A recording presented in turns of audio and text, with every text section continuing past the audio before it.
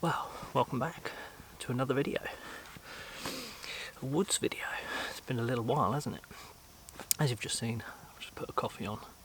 But I'm out today to look at something that I've had for a little while now, but I haven't had a chance to get out and do anything on. And it's a new knife. Nice new Mora. Now, the idea behind this knife for me is I want it to replace another knife that I've had. My Robust. Now this has been an absolutely cracking knife. Nothing wrong with it at all. As you can see, it's been used and abused a little bit. I don't know if it's quite in focus there. I'll get up here. A bit of discoloration on the blade. But absolutely cracking little knife, especially for the price. I'll go through prices on these in a minute. But yeah, I wanted something that I could call a proper bushcraft knife.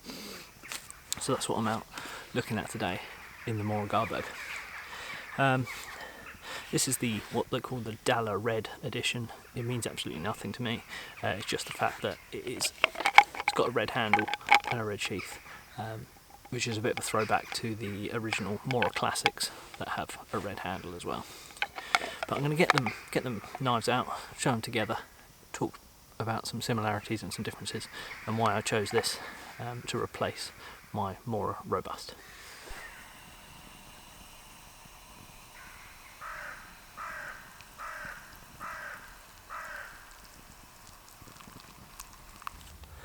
So let's start off with my current knife. This is the Mora Robust, and anyone who knows Mora, they are just quality knives for the price. I really can't argue with this. I think at time of purchase it was around £15, maybe less, and current retail price is this price. I'll look it up for what I can find this for in a moment. But you know, for what it is an absolutely banging bit of kit. It's got a really nice carbon steel blade, Scandi grind, slight drop point to it, rubberized handle, really comfy grip, and a thicker blade than the sort of Mora Companions or heavy duty, which just makes it an absolute quality bit of kit. Now, it is full tang. You can't see the end to it, but it is. People have cut these open, and it shows that the tang goes all the way to the end. That means the piece of steel that makes the blade goes all the way through. So, although you can't actually see the tang at the end, it's just got this sort of like little pummel bit. That doesn't bother me. It's brilliant, and I've split logs with this into kindling and stuff, and it's just brilliant. But my reason for swapping it out is I want something that I can use as a proper bushcraft knife. The spine on this is not sharp. I've tried, I don't know if the camera's picking this up, I've tried grinding it down in order to use a ferro rod, but it just didn't do the job. Unfortunately, it rounded off. I've had this in and out of fires, hence why the tip's all blacked. But you know, what a cracking bit of kit. The sheath, I can't argue with the sheath either. It's a really hard plastic, and it's got a really good push lock to it. If it works, there you go. And there's no way that's coming out. It's just absolutely brilliant. And a clip that goes over your belt, so you can just clip it over your belt. You don't have to take your belt off to put it back on. But that's the more. Which one's that? That's the Mora Robust. Brilliant knife. Let's have a swig of drink. So now onto the new kit. As you can see, very similar hard plastic case. I don't like that it's got just this one sort of loop that's sort of attached to a ring.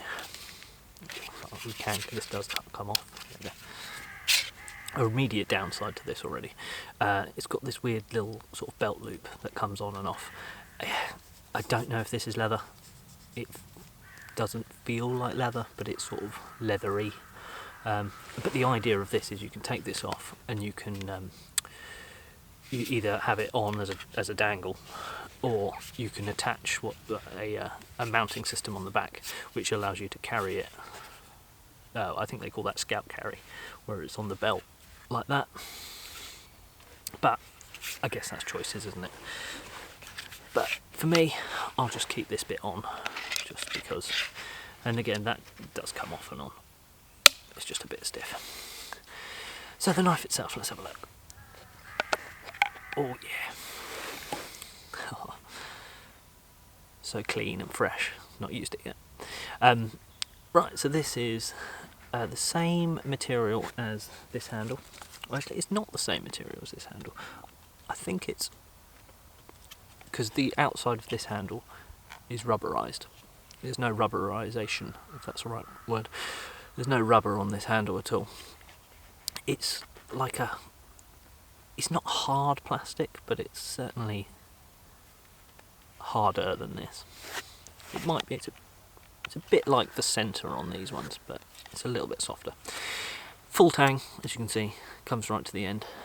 Blade, slightly longer than that one. I think it's about 119mm, maybe, something like that. I'll put all the details down below. Lanyard loop, if that's what you're after. Scandi grind again, slight drop point, and a sharp spine, which is what I was after. Now I chose this in the stainless steel because I live on the south coast. It's quite wet down here. There's a lot of sea air. I don't want it to get mucked up, so I can actually use it sort of around water and rain, and I'm not going to worry about it getting too bad. So here they are side by side. You can see that bottom one, the Garberg, if I get my fat fingers out of the way. The Garberg is slightly longer, as I say. I think it's about maybe ½ inch longer, something like that. But the handle's about the same. This one's got a nice finger guard here, which are great for when I'm out with the scouts using, because they don't slip up over the blade. And these are really comfy, and I can't believe the price of these, to be honest. But yeah, these are great. This one, however, is more of a traditional sort of handle design. It's a bit ergonomic in the back here. It's got a bit of a heel, I guess. But it's a real nod to their Mora classics, which I'll put a picture up and show you that. But yeah, I can't wait to get hold of this really and give it a swing, if you like.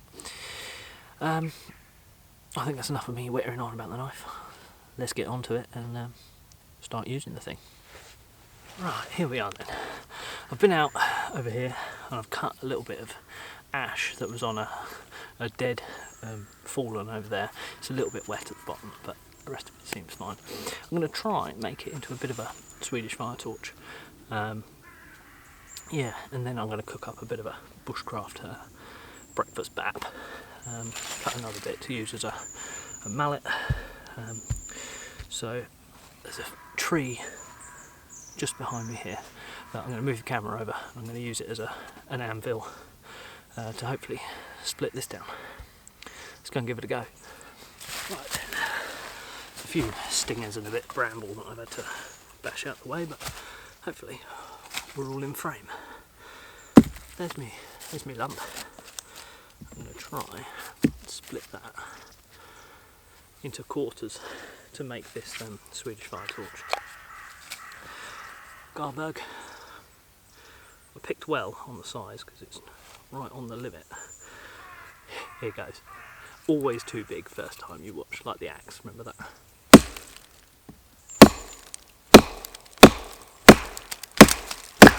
Ooh. What was that? 4 or 5 good hits? Perfect. And down the middle again.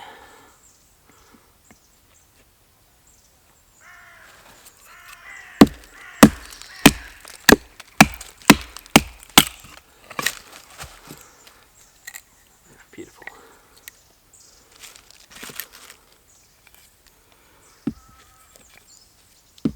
One more.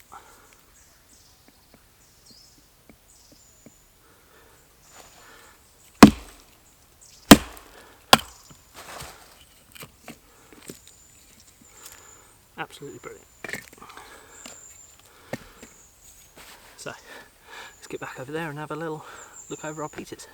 Right, so little disclaimer, I would usually always use an axe for splitting wood of that size, but this is supposed to be a pretty heavy duty kit, so that's why I wanted to test it on batoning that wood. So now I'm going to make cuts around here and then chisel out the rest, baton out the rest, to make one log with a circle with the centre taken out of it.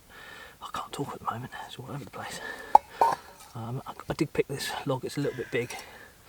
I wanted to put it in the bush box, but we'll see if it works. So I'm going to make a little cut here. Use one of these as a block maybe. I'll make a little cut here, about a blade up from the bottom. About here.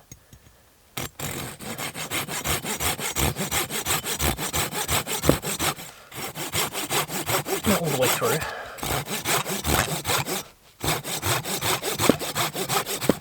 Just about 2/3 of the way through. And do the same for all of the others.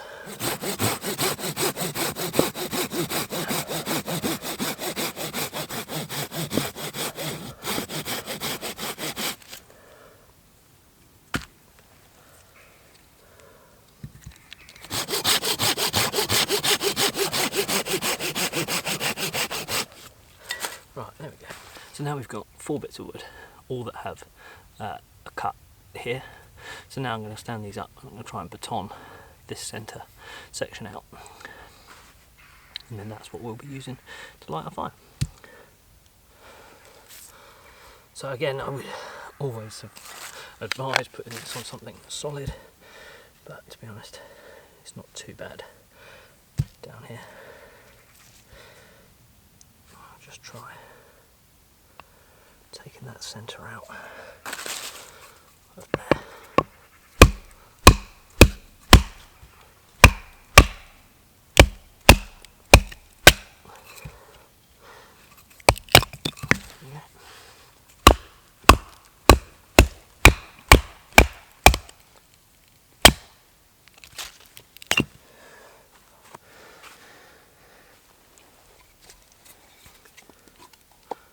There we go then.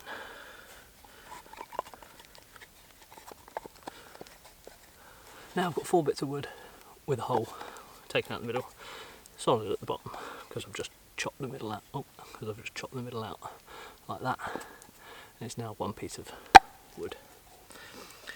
So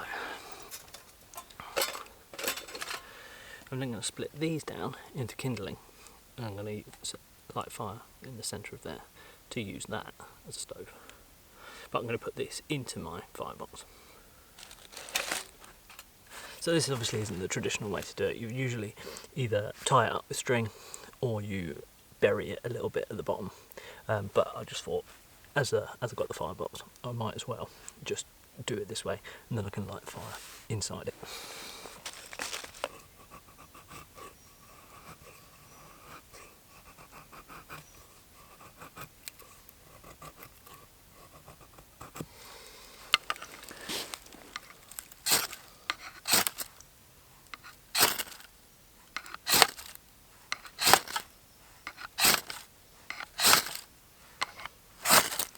There's a lot of smouldering, but not a lot of fire.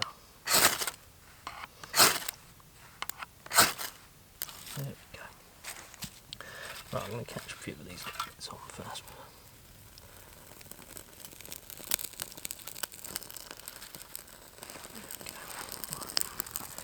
Let's get all that into the box.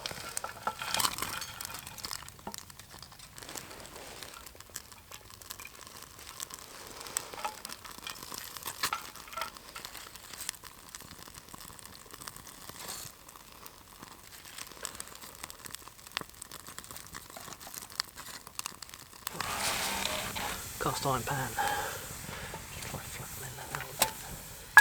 See if that's going to stand up on top. I think it is. Get some oil in there. just make really good drop of oil, because this pan's not very good. Let's just open this up a little bit more, allow some heat to get through.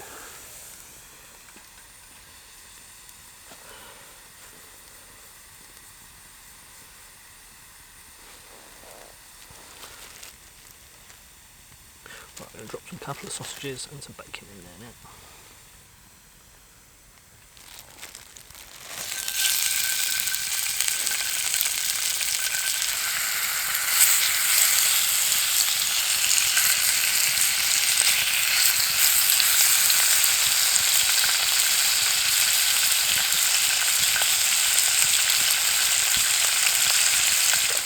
Now, of course, one important thing to remember about this type of cooking is don't neglect your fire, because you'll lose heat out of it really quickly.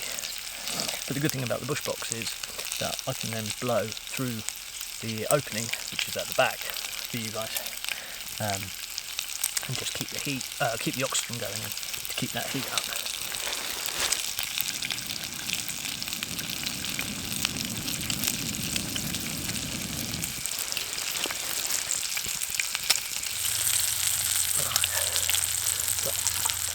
Start building this now.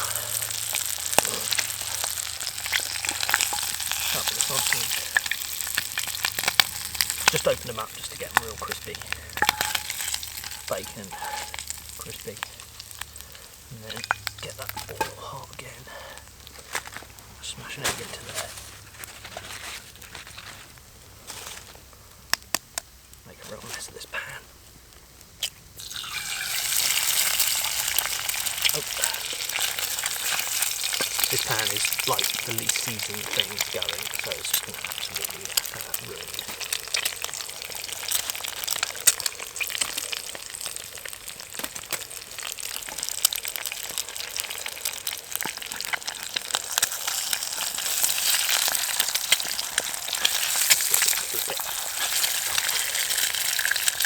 Not the greatest spatula, but it is one I made.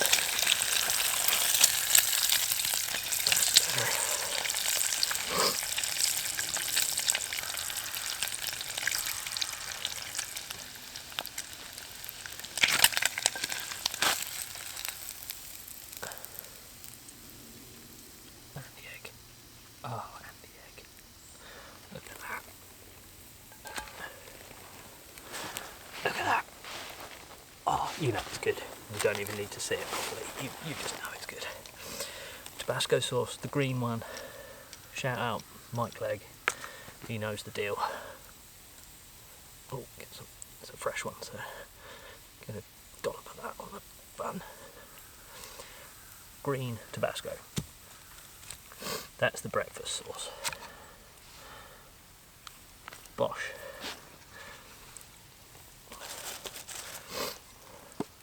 Breakfast, Mora Garberg. Let's fucking have it. There it is then. Breakfast bab. Oh, can't say better than that, can we? Cooked in the woods. Fried forest floor to go with it. Let's get involved.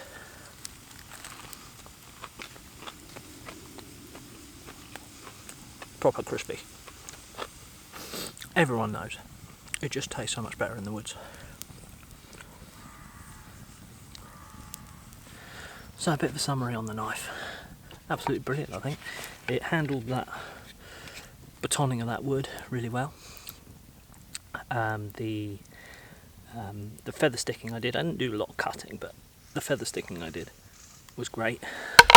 I'll try I'll take the bark off of this just to, just be able to. Obviously, it's really sharp at the moment, but just the feel of it is great. The click. Now, I said that the other one had a really good, and it does have a really good clip for holding the blade in, but this one is ever so slight. It doesn't feel like it will fall out. You'd really have to be throwing it for it to fall out, I think, but it's just another thing that's a little bit. So maybe it isn't perfect, but certainly good.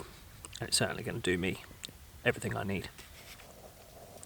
There we go, and that is the sound of the coffee boiling. So thank you very much for watching, guys. I hope you enjoyed this little outing into the woods, looking at my new knife. Stay tuned, there'll be more on the way. It's this time of year, I want to get out in the woods, maybe do an overnighter, and we'll see what happens on the next one. Catch you on the next one. Bye.